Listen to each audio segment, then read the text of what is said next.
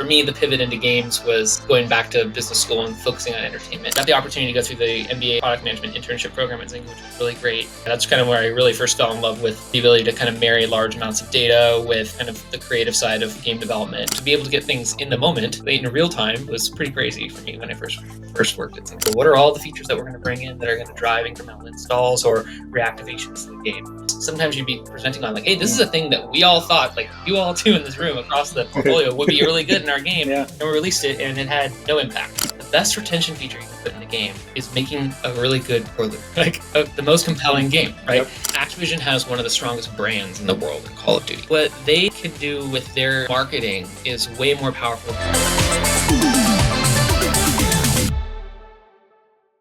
Welcome everyone. We're back this time with one of our friends, Dan Driver, who's a product manager at Call of Duty. It's one of the titles that I've been playing since many years now. So welcome, Dan. We're lucky to have you and getting a chance to talk to you. Why don't we start by giving your background? We'd love to hear how you entered the gaming industry, and then we'll take it from there. Sure. It's great to see you guys again. Yeah, so my name's Dan. I'm at Activision now, working on Call of Duty Warzone Mobile, worked on Call of Duty Mobile as well during my time at Activision. Prior to that, I worked at Zynga with these guys, worked on an array of titles while I was there. First, worked with AJ on Farmville 2 Country Escape. Jason and I worked together on a Cityville project that never launched. I also spent some time in the central product management group at Activision, where I worked on some of the M&A activity that we had for games like Empires and Puzzles and Merge Dragons. And yeah, prior to that, I was at business school. So I went to UCLA Anderson. And then my first job. Oh, no, I didn't know that. I'm a Trojan. I had no idea. Yeah, I went to the better right. school. That's new. Okay. And then, and then prior to that, I my first job out of college, undergrad, was healthcare consulting. So, wasn't in the industry. So I took, for me, the pivot into games was going back to business school and focusing on entertainment, and took my internship at Zynga, and the rest is history. Here I am. So how long were you at Zynga, Dan? And like, what was your internship like? Which game did you start on Country Escape as an intern? Yeah. So I did just under 5 years at Zynga total. And I did my MBA internship at Zynga. So that was a 3-month period where I was there. And then when I came back full time a year later, I also worked on Farmville 2 Country Escape for just over a year. So yeah, I got the opportunity to go through the MBA product management internship program at Zynga, which was really great. Really gave me exposure to a lot of what the games industry is. Got to meet a lot of different kind of disciplines, kind of in a really 3-month like fast tracked experience. And yeah, that's kind of where I really first fell in love with the ability to kind of marry large amounts of data with kind of the creative side of game development and building really meaningful experiences for players. So and I always tell people, like, the first game I worked on was Farmville 2 Country Escape, and never had I been a Farmville player, but I absolutely loved the project, and it was so cool to be able to see the immediate impact of the things that we were building through data, moment to moment, right, with our players. And so that's kind of where I fell in love with the industry. Yeah, healthcare to like games quite a leap. I mean, like we used to ship code twice a week. I'm sure like healthcare products move so slowly. Yeah, I used to get downloads of data, and it was from 2 years prior, and we would be looking at auditing data that had taken place 2 years ago, trying to find like inaccuracies, and then help shore up money for hospitals. But yeah, so to be able to get things in the moment, in real time, was pretty crazy for me when I first worked at Zynga.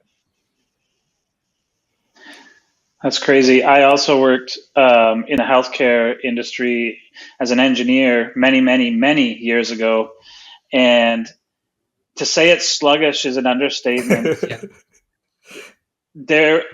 We had to transfer medical data, and there was a protocol for transferring the medical data. And the documentation for that protocol was a 13 gigabyte PDF. That is crazy. Yeah. Yeah, it was a Wow. different So, world. That's for sure. Yeah. mhm. So Dan, coming to Zynga, how was it? I mean, obviously you did your internship there. You're fast tracked into this fast paced environment. You're getting instant gratification. You're obviously learning a lot. So how was that journey like? Working on one game, then you move to another gaming studio. How was it for a product manager? How is it for a product manager working in casual games? Yeah, so I think for me coming to Zynga was great, and especially kind of diving straight into one game. Was Zynga your first choice? Yeah, of course it was. All right, Yeah, all right. come on. Because of the internship Well, program? yeah, I mean, I did come back. I took the offer before applying to a bunch of other places because I was like, this is really good, and No, I okay, wanted cool. I wanted to move to San Francisco, and I just felt like it was a really great foot in the door to games. And like to be honest, like a lot of gaming companies at the time didn't really have that just like I guess analytical business side ingrained in them the way that Zynga did. And Hmm. I actually joined Zynga during its Yeah, rougher years. I joined in 2015 full time, right? So that's not like that's yeah, not on yeah, the rocket ship up. That was kind of at the trough, right? Um, but I yeah, saw it as this opportunity Yeah. for them to like they were making the transition to mobile. They were kind of doing this big turnaround, and I saw that there was a lot of talent and a lot of like really big thinkers and a lot of really good infrastructure of the company. They just kind of gotten hit in the face with a shovel by Facebook changing its algorithms. So, yeah, and they were moving away from web, and I know you guys both worked on the web stuff a little bit more than I did, but I saw it as a really cool opportunity, and the people that I encountered during my internship really sold it to me, right? So Mhm. yeah, that was why I took it. But yeah, I mean, so just as like a fledgling product manager coming into that company, they really gave me the opportunity to kind of come in and get exposure to small pieces and slowly expand my understanding of what it is to run a full Mhm. game and a full business. When I first started, they were like, okay, we really want you to focus on the in-game events that are happening, right? And analyzing those. And I was Mhm. like, okay, I got to figure out how the green thumb event works, or I have to figure out Christmas, or I have to figure out whatever these are, right? Yep. And optimize those. And when I look back, like, yeah, that was a small part of the business, but it was really a great thing for me to kind of like zone in on.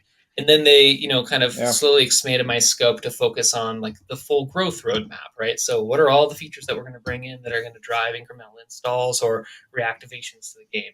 How can we do that? What are the best points of leverage?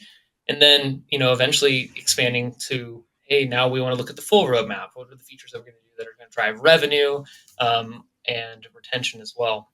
So it was cool to kind of go from like the smaller area and expand out. And then the cool thing about Zynga was there was this full product suite of games that were casual, but actually casual is very kind of a large term in my mind, right? We had the social casino Hmm. games, we had Words with Friends, we had the Farmville games, we had Empires and Puzzles, we had Merge Dragons. So we were able to actually learn and access the data from all those games and talk with the product managers from across that portfolio and apply Yep. successful systems from one game genre to another. I think about Yep. Country Escape when I was there. We had taken the league system that was really successful. I think it was in one of the social casino games. I think it was in poker, Zynga Poker.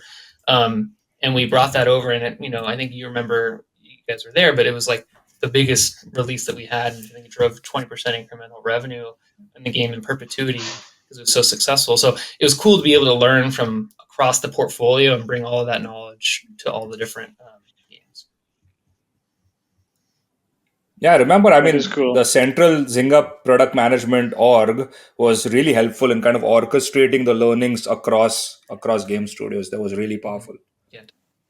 I definitely remember being on poker and having product guys come up with a novel retention and engagement scheme, and then they'd have to go share it out to the rest of the world, and Yeah. it would either bomb or do really, really well. And if it did really, really Yeah. well, Well, people were really and happy. talking about bombing too, like that's another thing that I actually really liked about the company was like, you hear about celebrating failure in Silicon Valley all the time, right?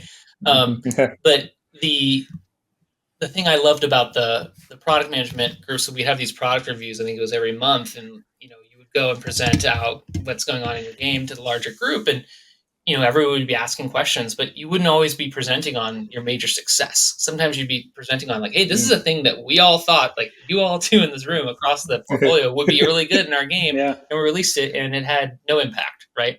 Um, but we were able to very clearly kind of build this, disciplined way of like honesty and transparency with our business that allowed us to do that kind of stuff. Cool. I And guess that makes it a success for the company oh since yeah, the damage of learning it Yeah, is exactly. Yeah, isolated. definitely. Sometimes I yep. feel like Yeah. sometimes we make the same mistakes, but what can you do? Yeah. Or tried. Sometimes we followed the train Yes. right off the tracks. That has happened as well. But Dan, so in would you say that someone starting the gaming startup today and they're hiring their first product manager, like the approach that Zynga had for a product manager like you, is that the right approach where kind of give them a focused way to start and slowly expand their wings? There are some people who just kind of throw you at the deep end. What is it that you think works for people who are new in the industry joining a casual game studio today? Yeah, I think if you're hiring the first PM at your studio, and you're a smaller developer, um, I think you need to get someone with experience, and who is already a jack of all trades. I don't think most PMs are necessarily the best at anything. In fact, I think the best PMs are not ever the best at anything because they listen to the people around them and are able to amplify the superpowers of the discipline experts with them.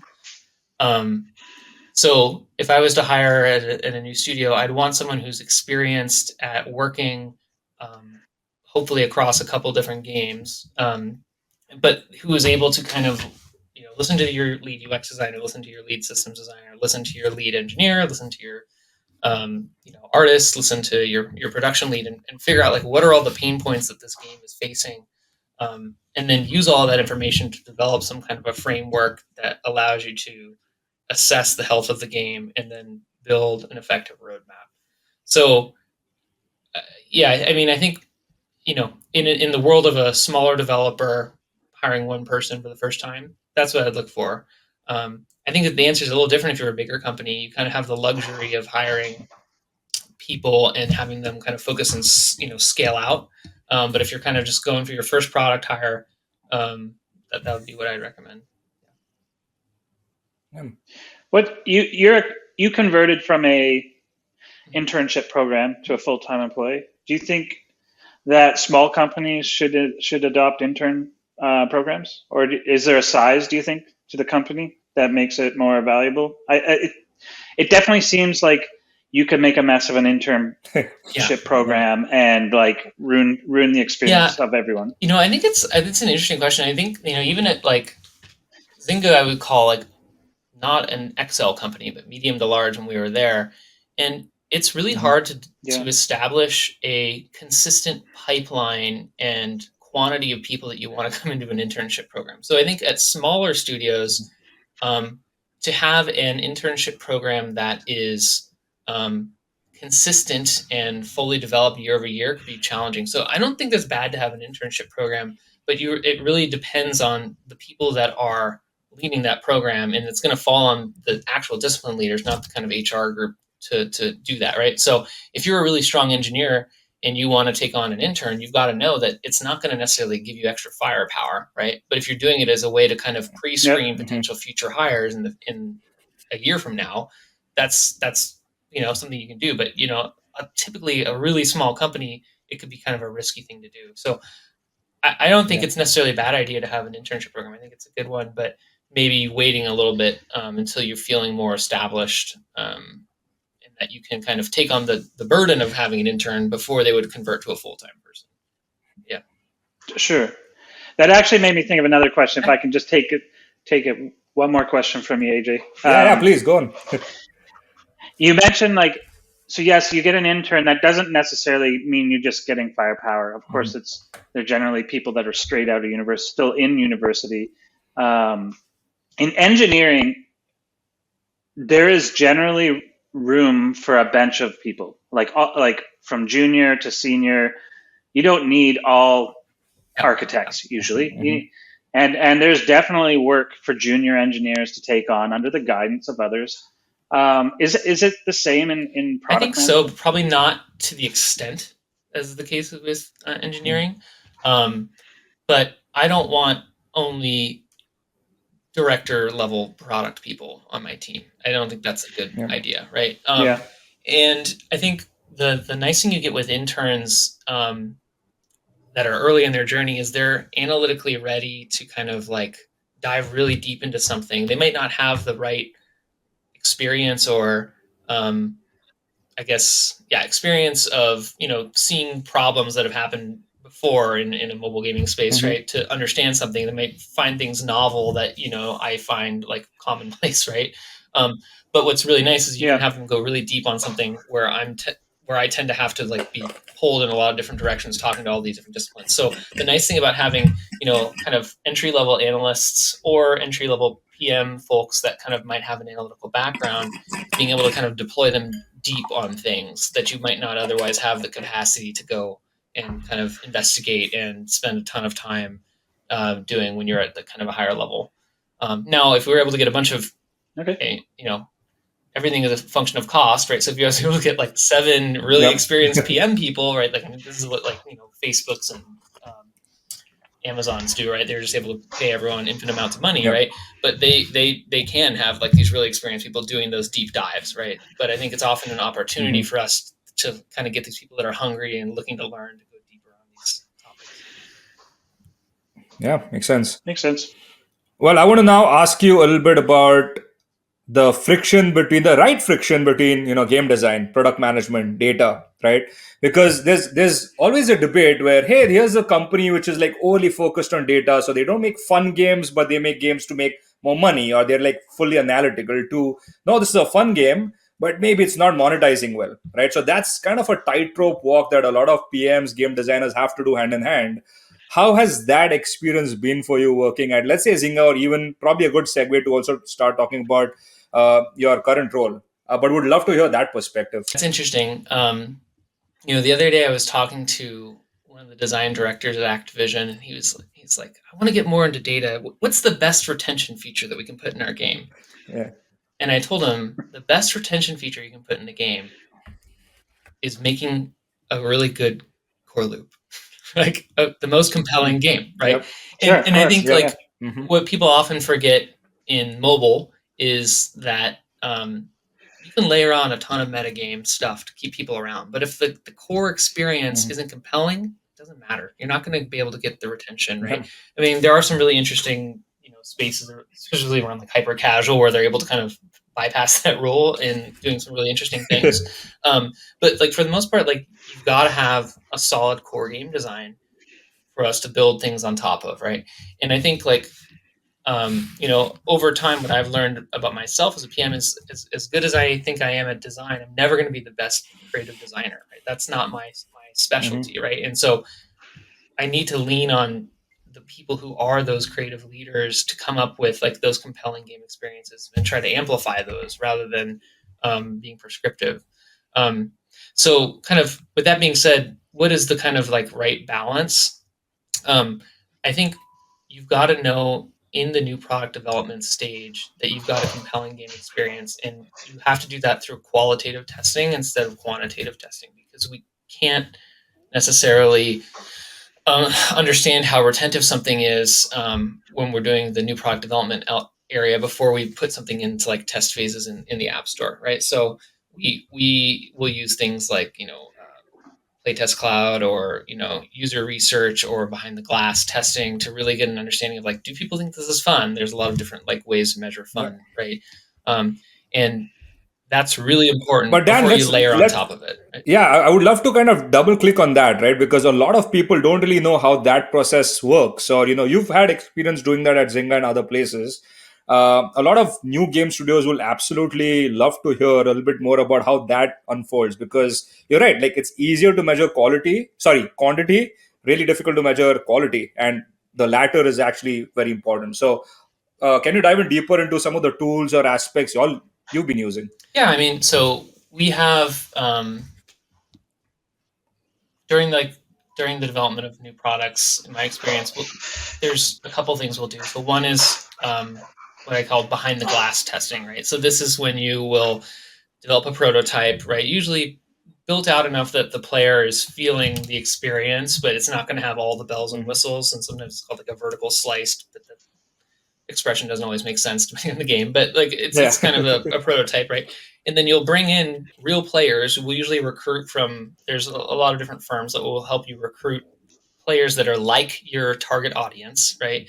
And they'll come in and they'll sit behind, when you're at a big company like Zynga or Activision, you have like the one-way mirror, right? And they're literally sitting in there. You have a proctor who's saying, okay, I want you to sit down and play this game. And they'll kind of walk them through playing the game.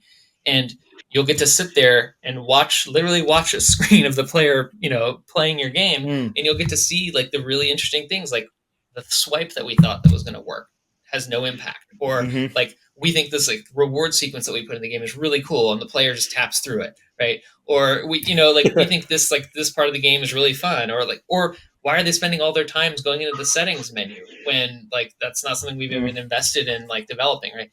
So it's a really powerful way for you to kind of get that first like, as much as we like to try to like think that we're in the mind of the user all the time, we get this bias when we're working on the game all the time, and we know that we can't see it like for the way a real user will see it. So that's one of the really cool tools. Another similar tool is we'll do a diary experience where we have we'll basically give the game to a group of anywhere from 100 to 1,000 players, whatever the right number is, right? And they will be asked to play our game for the next month, right? And they'll have to write a diary every day of like what was your play experience today? So how many times did you play? How long were your sessions? How did you feel playing? Were you excited to play again the next day? How fun was the game, right? Yep. So that'll give you kind of a proxy for retention, right? If you're like if people all just stop playing after one day because they think it's boring, right? So those are two tools. And then we also have used Playtest Cloud, which is, again, similar. We'll get people devices, or they'll download the game onto their device, and then they'll play the game. We'll be able to watch recordings of their experience. So all of these are ways to kind of qualitatively assess, like, what is going on with your game, right? And it allows us to not only we're not trying to like find bugs, because there's definitely going to be bugs in that point, but it's more about finding the problems and the hitches in the UX and understanding our players finding the game fun or not, right? Yeah. That brings up a great point that you said in the beginning about the vertical slices. It is so important in our business to, as one of our colleagues on CityX used to say so often, get it on the screen. Like, don't die. Otherwise you end up working on something that turns out nobody cares about. So you definitely need to get your ideas on screen and in the hands of someone as soon as possible, so that you know whether you should index on it or not. Yeah, it's a good point. I mean, I think a lot of PMs spend a lot of time in paper design forever, right? But if you never prototype things quickly, and sometimes you can do a lot. I don't know if you guys, we didn't use Figma at all when I was at Zynga, because I don't know if it existed yet, or maybe it just wasn't. Probably not that early. But like the ability to like create really, really close to like software-esque prototypes on Figma for tap throughs now is awesome. So like using tools like that as well to kind of, it's not getting it on the screen fully, but like get closer to what you're talking about, Jason, which is like getting that authentic experience. Because you can be pie in the sky talking about the best league system ever, and it's going to do all these things. And like players can't see it, or if you test it, and it's like it doesn't work, it doesn't matter, right?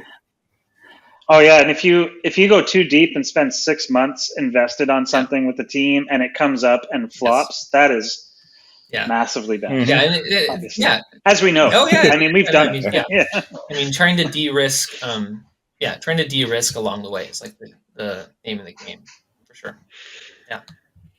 Yeah, people don't realize how much goes behind the scenes on like game making. It's not just what you see on the screen. There's so much that has been tried, tested, and kind of shelved because it didn't work. But let's now shift gears and start talking about your next phase in your career, right? So Zynga, you had fun, 5 years, you were doing cool things. Why Activision? Did you always want to get into a hardcore business? Talk to me about that transition. And more importantly, what I'd like to know is the culture difference. Obviously, there's a huge culture difference between, quote unquote, more of a casual gaming studio to a pretty hardcore game studio. How was Yeah, that like? so I had personal reasons for moving to LA, family and all of that. So that was one of the reasons that I wanted to kind Yeah. of get down to Activision. It was also just time for a change. I think I had been at Zynga for a significant amount of time, and some of the things I was interested in doing, Zynga wasn't, focusing on strategically, which made sense for the company. So I started to look. I got poked by Chris Plummer, who's the SVP of mobile down at Activision, and we had worked together on City X for a little bit. Um, Yeah. and so, yeah, I got excited about Call of Duty, and Call of Duty Mobile had just launched when I was going through the interview process. It Hmm. launched in October of 2019, and I joined in April of 2020. Um, so yeah, I was excited to kind of make that change, and but yeah, with that change brought kind of a very different place, and not in a bad or good way necessarily, just different, right? So when I think about Zynga, it's a portfolio, right, of Hmm. medium size games. I would say medium to large size games, right? Um, Yep. and some small, failures as well, right? With kind of product people sprinkled across, right? When I came to Activision Mobile, it was, I think 3 or 4 maybe PMs. That's it, right? Like there was no other Yeah. people. Yep. Activision obviously has many studios, right? Working on the Call of Yep. Duty PC console games, but the mobile studio was built up kind of in a publishing role with a through a partnership with Timmy, doing the development of the game. So it was a very different place. Not access to like large Yep. amounts of data across the world, right? We had to build everything, right? That we had to build, what does the product management discipline need? What is the ad there? So it was kind of cool. The group that kind of came together was a mixture of my boss, who was a guy from Scopely, and a couple of people that were internal. One guy who came from another person who came from Marvel Strike Force, and then another guy who was a finance guy who converted into a product role.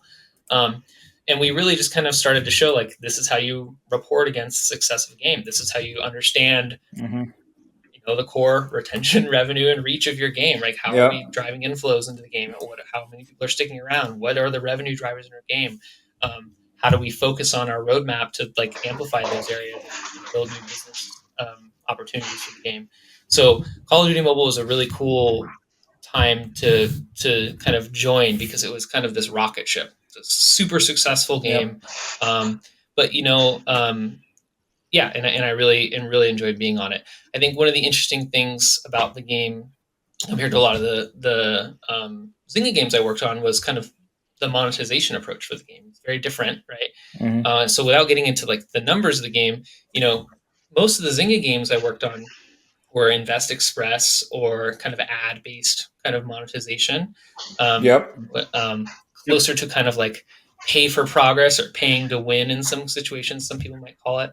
Hmm. Whereas Call of Duty Mobile is a cosmetics based game, right? So really, what we're trying to do Hmm. is sell the sexiest backpack on the shelf, right? like, Yep. and we're trying to Yep. get players Yep. invested in kind of nothing you buy in that game really is giving you a big leg up. Maybe a little bit occasionally, but really for the most part, we're not really selling power in that game. We're really just selling really Yep. cool guns and really cool operator Yep. skins. So it was interesting to learn about like how are we targeting our audience and what are we trying to give them that improves their experience and fits their needs, which is different than what I was selling when I was at Zynga. So that was interesting. So I'm guessing like because this world is different, were there no nos about no? Like we keep the game pure. There's no way we're going to add the pay to win model because that just breaks the core philosophy. And the only thing that we want to really focus on are elements other than that. So were there like strict nos in that game genre for you folks? Definitely, like there's no pay to win, right? So Yep. it's and some people say it's pay to win because they'll say things like, oh, the guns that we're selling in our bundles or in our in our legendary lucky draws might be more in meta than other weapons. Or some people Yeah. will claim that we tune them to be significantly better. And like while there may be like slight tuning differences, it's really not significant enough for like players to be getting this huge leg up. Like if you Yeah. compare it to like a game like Game of Yeah. War, if you spend $100 in Game of War, you're just going to be like Yeah. burning your enemies to the ground, right? Whereas in our game, Yeah. if you buy a lucky draw and you get this really cool gun, you're not going to be significantly better, but when you kill people, they're going to be getting pulled into a chasm into a void, and your gun's going to be having snakes fly off of it, right? So it's really about like Yeah. improving your digital experience and like your kind of avatar and like feeling really powerful as a player versus actually like paying to win, you know? So it's a little different. Yeah.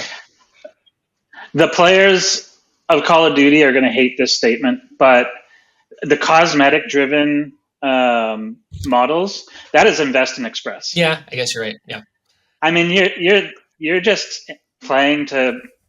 It's no longer a farm. Like It's crafting. your Yeah. Yeah. character. Yeah. Yeah, Yeah, and it's closer to like the farm there to must be a web parallel. era monetization because farm, when we were in the mobile space, most of what people were paying for was time, right? Like they're paying to bypass time, right? Yeah, for the And energy crafting and and Yeah. all stuff. that. Yeah.